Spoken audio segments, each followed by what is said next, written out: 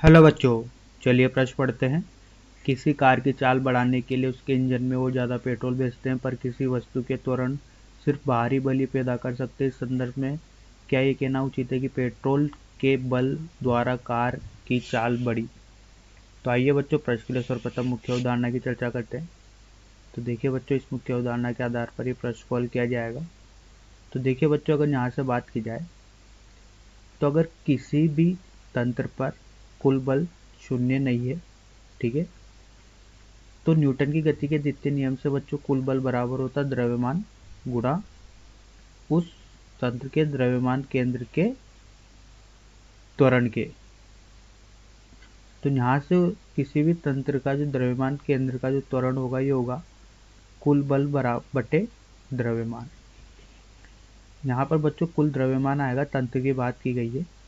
अगर देखिए बच्चों, किसी भी तंत्र की बात की जाए तो अगर उस पर कुल बल शून्य नहीं है, मतलब कोई ना कोई बल कार्यरत है, तो उसका त्वरण होगा। और वो त्वरण किसका त्वरण कहलाएगा बच्चों? वो त्वरण कहलाएगा द्रव्यमान केंद्र का त्वरण। तो आइए बच्चों, इस मुख्य उदाहरण के आधार पर प्रश्न को हल करते हैं। तो देखिए बच्चों, यहाँ पर बात की गई है, किसी कार की बात की गई है, ठीक है।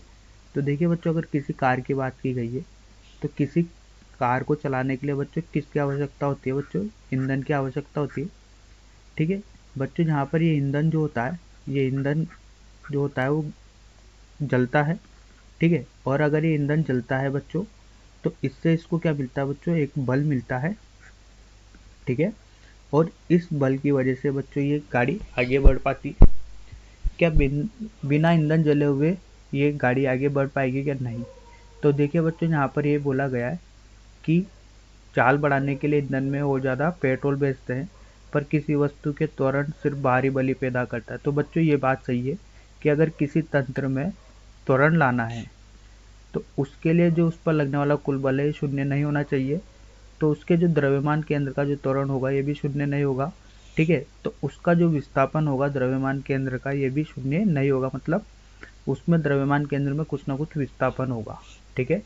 तो यहाँ पर बोला गया है कि ऐसा कहना उचित है कि पेट्रोल के बल द्वारा कार की चाल बढ़ी। हाँ, तो देखिए बच्चों, जितना ज़्यादा इसमें पेट्रोल जलेगा उतना ही बच्चों यहाँ पर क्या होगा? एक प्रणोद पैदा होगा। उस प्रणोद के आधार पर बच्चों ये प्रणोद कैसा होगा? प्रणोद बल होगा जो इसको आगे की ओर धकेलेगा। और बच्चों इसकी चाल क्या होती जाएगी? बढ़ती जाएगी, ठीक है। तो इसका जो द्रव्यमान केंद्र होगा बच्चों, उस द्रव्यमान केंद्र की भी चाल बढ़ती जाएगी, क्योंकि बच्चों कोई भी निकाय की बात की जाती है तो निकाय की बात होती है बच्चों उसके द्रव्यमान केंद्र से बात की जाती है, ठीक है।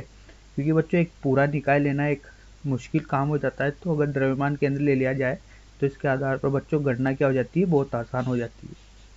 तो बच्चों यहाँ पर ये कथन बिल्कुल सत्य है, ठीक है। यहाँ पर इस कथन की सत्यता की जांच हो चुकी है बच्चों। आशा करता हूँ आपको यह समझ में आ गया होगा। धन्यवाद।